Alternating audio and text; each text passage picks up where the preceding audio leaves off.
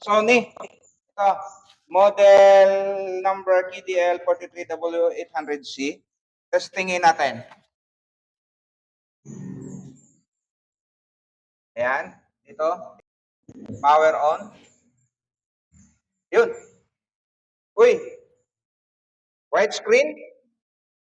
Tapos, nag-shutdown. Titingnan natin kung anong nangyari. Nawala yung display. Tapos, may puti siya. Oh, nag-blink. So, tingnan natin. Count natin yung blinking niya. 1, 2, 3, 4, 5. 5 blinks. Ibig sabihin, pag 5 blinks, usually ang issue nito, common problem ng Sony is LCD.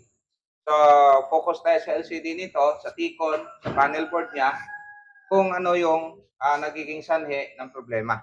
So, babaklasin ko lang, kakalasin ito. Sir. Uy! Sir! Good morning. Good morning po. Guwapo ah. May papacheck lang ako, sir. Anong problema nito? Ayos, sir, ano eh. Gumana eh. Ayaw gumana. Mm-mm. Ano ba to? Sangkalan? Weighing scale. Ay, weighing scale. Kala ko sangkalan eh.